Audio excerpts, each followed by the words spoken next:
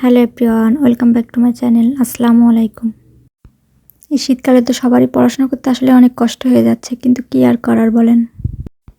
আমরা যারা জব প্রার্থী তাদের তো আর পড়াশোনা করা ছাড়া আসলে কোনো বিকল্প নাই। লক্ষ্য একটাই, যে কোনো মূল্যে একটা সরকারি চাকরি পেতেই হবে।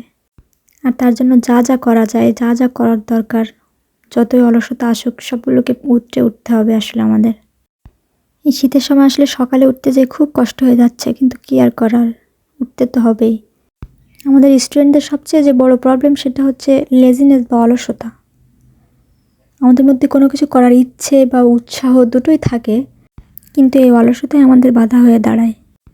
আর সফলতার সবচেয়ে বড় বাধা হচ্ছে এই অলসতাই।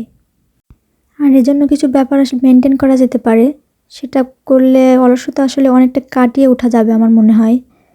নিয়ম করে এক্সারসাইজ করতে হবে।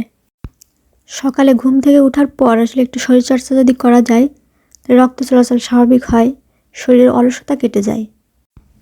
যদি প্রতিদিন 10 মিনিট করে শরীরচর্চা করা যায়, এই অভ্যাসটা আসলে গড়ে তোলা যায়, তাহলে অনেকটা উপকার পাওয়া যাবে আমার মনে হয়। আর হচ্ছে পর্যাপ্ত পানি পান করতে হবে। পানি আমাদের রক্তে মিশে আমাদের দেহের রক্ত চলাচল স্বাভাবিক রাখে। এটা দেহের দূষিত যে পদার্থ এগুলো বের করে দেয়। দেখবেন পানি খাওয়া কমিয়ে দিলে দেহ ক্লান্ত হয়ে যায় বা মাথা ঝিমঝিম করে, এই জিনিসটা আমার হয়। এজন্য পানি বেশি বেশি খেতে হবে। প্রতিদিন কমপক্ষে 4 থেকে 5 লিটার পানি খেতে হবে। শীতের সময় আসলে একটু কমই খাওয়া হয়, তারপরেও মিনিমাম 3 লিটার খাওয়ার চেষ্টা করবেন আর কি। আর সবচেয়ে গুরুত্বপূর্ণ যে বিষয়টা সেটা হচ্ছে পর্যাপ্ত ঘুম। তবে খেয়াল রাখতে হবে ঘুমটা যেন গভীর ঘুম হয়, ডিপ স্লিপ। এখন একটু ঘুমালাম, আবার একটু উঠলাম, আবার একটু ঘুমালাম, এভাবে করে ঘুমালে আসলে পর্যাপ্ত পরিমাণ ঘুমটা ঠিকঠাক ক্লিয়ার হয় না ঘুম। এজন্য ঘুমানোর একটা নির্দিষ্ট রুটিন করতে হবে, নির্দিষ্ট টাইমে ঘুমাতে হবে আর নির্দিষ্ট টাইমে আবার উঠতে হবে। তাহলে আপনি এনার্জি গেইন করতে পারবেন এবং অলসতা কাটিয়ে নতুন উদ্যমে পড়তে পারবেন।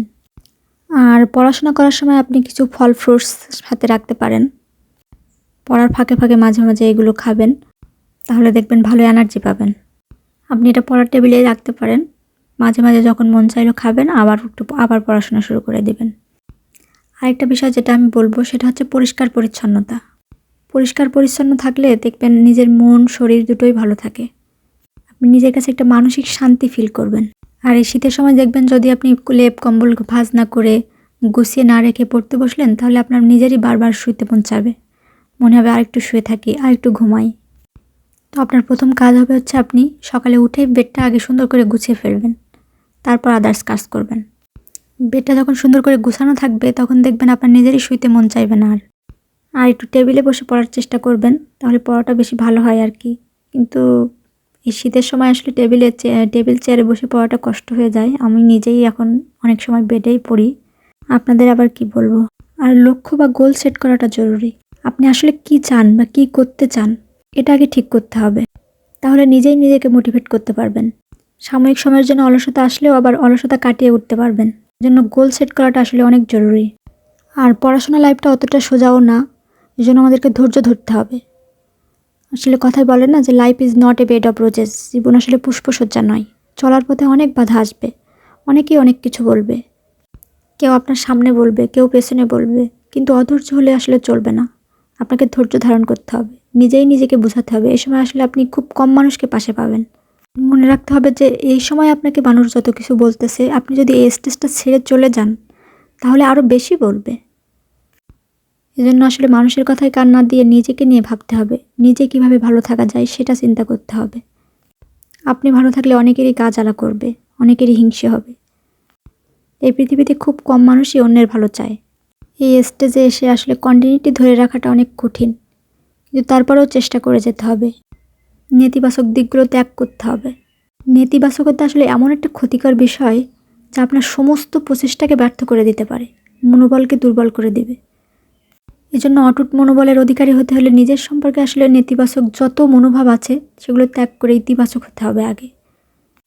আগে আপনার নিজেকে পজিটিভ হতে হবে, তাহলেই ভালো কিছু করা সম্ভব। আর সফল হওয়ার আরও একটি দিক আমি বলবো, আশাবাদী হওয়া বা দৃঢ় মনোবল রাখা।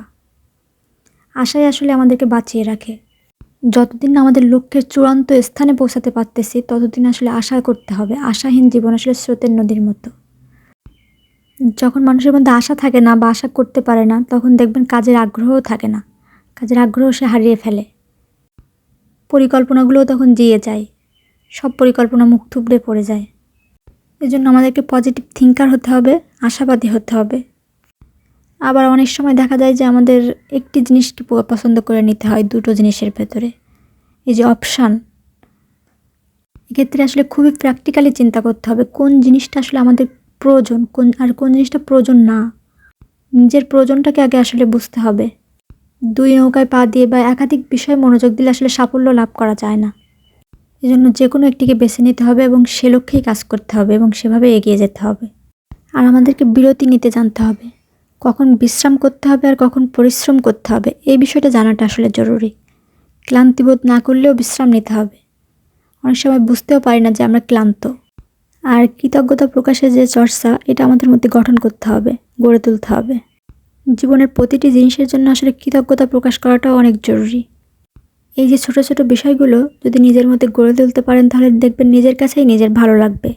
আর আপনি কি হতে চান, কোন জায়গায় যেতে চান, সেই জায়গায় সেই অবস্থানে নিজেকে কল্পনা করবেন এবং এই কল্পনাকে বাস্তবে রূপ দিতে ছোট ছোট পরিকল্পনা করবেন।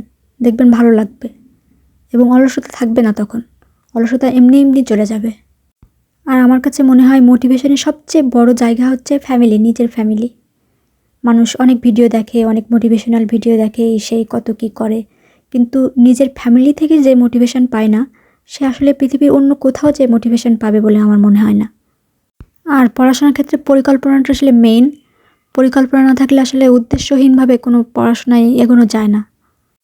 আর পরিকল্পনাবিহীন পড়াশোনায় আসলে বেশি অলসতা কাজ করে। এর জন্য পরিকল্পনা করবেন এবং আগের দিন পরিকল্পনাটা লিখে রাখবেন রাতে। অন্যদিন পরের দিন যেটা পড়বেন সেটা আগের দিন রাতেই লিখে রাখবেন। তাহলে হয় কি, আপনার মধ্যে একটা চেষ্টা থাকবে যে ওই পড়াটা আমার এই দিনেই শেষ করে ফেলতে হবে। আর এই পরিকল্পনাটা যদি না থাকে, তাহলে আমার মনে হয় যে পড়বো, আজকে না হয় কালকে পড়বো, এরকমটা মনে হবে আপনার কাছে। খুব বেশি পড়ুয়া যারা, তারা বাকিদের পড়ার প্রতি অলসতা কাজ করবে, এটা স্বাভাবিক। কিন্তু একটা ভালো রেজাল্ট আর একটা ভালো চাকরির জন্য তো জোর করে পড়তেই হবে আপনাকে। পড়াশোনার প্রতি প্রবল আগ্রহ এবং মনোযোগী একজন চাকরি প্রত্যাশীকে তার অভীষ্ট লক্ষ্যে পৌঁছে দিতে পারে। শুরুর দিকে অপেক্ষাকৃত সহজ এবং পরিচিত টপিক নিয়ে পড়তে পারেন। মুখস্থ করবেন না, মুখস্থ করা যাবে না, জানার আগ্রহ নিয়ে পড়তে হবে। ধীরে ধীরে মনোযোগ আপনার দেখবেন চলে আসবে। সে সঙ্গে যে কোনো বিষয় পড়ার সময় যে বিষয়টা পড়ছেন ভাববেন যে এটা কিভাবে হলো, কোথা থেকে হলো, এরকম একটা চিন্তা মাথায় আনবেন। দেখবেন ওটা পড়েও আপনি মজা পাবেন, আবার এটা অনেক দিন মনে থাকবে। তখন আসলে কঠিন বিষয়গুলো সহজে আয়ত্তে আনা সহজ হবে। আবার দেখা যায় যে কেউ হয়তো ইংরেজি ভালো পারেন কিন্তু গণিতে কাঁচা, তার উচিত হচ্ছে পুরো গণিত বইটাকে ছোটো ছোটো স্লটে ভাগ করে নেওয়া। কঠিন একটি চ্যাপ্টারকে 5-6টি ভাগে ভাগ করে ফেলতে পারেন। প্রতিটি ভাগের জন্য আবার আলাদা আলাদা করে সময় বরাদ্দ রাখতে হবে, যেন ভালো করে শিখে নেওয়া যায় বিষয়টিকে। কোনোভাবেই একটি স্লটকে না শিখে পরের স্লটে যাওয়া উচিত হবে না। এভাবে নিয়মিত চেষ্টা চালিয়ে যেতে হবে। দেখবেন ওই গণিত বিষয়টি আপনার পুরো আয়ত্তে চলে এসেছে। ওই ইংরেজি থেকেই আপনি গণিতটা ভালো করতে পারছেন, নিজেই দেখবেন একটা ভালো ফিল করবেন। আর অনেকের প্রশ্ন থাকে যে একই দিনে একাধিক বিষয় পড়া যাবে কিনা। এটি আসলে ওই প্রার্থীর অভ্যাসের উপর নির্ভর করে। একদিনে একাধিক বিষয়ের একাধিক টপিক পড়া যেতেই পারে। যেটা আপনার কাছে ভালো মনে হয়, যেটা আপনার কাছে সুবিধা মনে হয়, সেটাই করবেন। তবে একটি টপিক শেষ না করে অন্য টপিকে না যাওয়াই ভালো। তাহলে এই যে বাকি টপিকটা, ওইটা আর হাত দেওয়াই হয় না, ওইটা আর শেষ করা হয় না। টপিকগুলোকে এমনভাবে গুছিয়ে নিতে হবে যেন 2-1 দিনের মধ্যেই একটি টপিক শেষ করা যায়। নিয়মিত রিভিশন দেওয়ার ব্যবস্থা করতে হবে। এই যে রিভিশন দেওয়া যে কত বড় গুরুত্বপূর্ণ, সেটা আসলে বলে বোঝানো যাবে না। একটি বিষয় পড়ে যাবেন কিন্তু পরে পরবর্তী রিভিশন দিবেন না, দেখবেন ওই পড়াটাই আসলে বৃথা। ওই পড়াটা আসলে মনেই থাকে না পরবর্তীতে যেয়ে। এজন্য নিয়মিত রিভিশন দেওয়াটা স্টাডি প্ল্যানের একটি অংশ করে নিতে হবে। আর একজন চাকরি প্রার্থীর জন্য ইংরেজি ও বাংলার ভাষাগত দক্ষতা বাড়ানো অনেক জরুরি। প্রতিদিনের পড়াশোনায় আপনি কিছু ফ্রি হ্যান্ড রাইটিং বা ভালো কোনো সাহিত্যের কয়েক পাতা পড়া বা পত্রপত্রিকা পড়া, এই অভ্যাসগুলো রাখতে হবে। যখনই পড়াশোনায় আপনার বিরক্তি আসবে, তখনই পত্রিকা পড়া বা সাহিত্য পড়া বা ফ্রি হ্যান্ড রাইটিং করতে পারেন। বা যারা আলোচনা করে পড়তে স্বাচ্ছন্দ্য বোধ করেন তারা গ্রুপ স্টাডি অপশনটিও রাখতে পারেন। এতে দেখবেন আপনার পড়াশোনাও ভালো হবে, আবার ভাষাগত দক্ষতাও বৃদ্ধি পাবে। আর পড়াশোনায় কোনোভাবে গ্যাপ রাখা যাবে না, প্রতিদিন অল্প হোক বেশি হোক কিছু না কিছু পড়তেই হবে আপনাকে। তো সবাই ভালো থাকবেন, সুস্থ থাকবেন। আসসালামু আলাইকুম।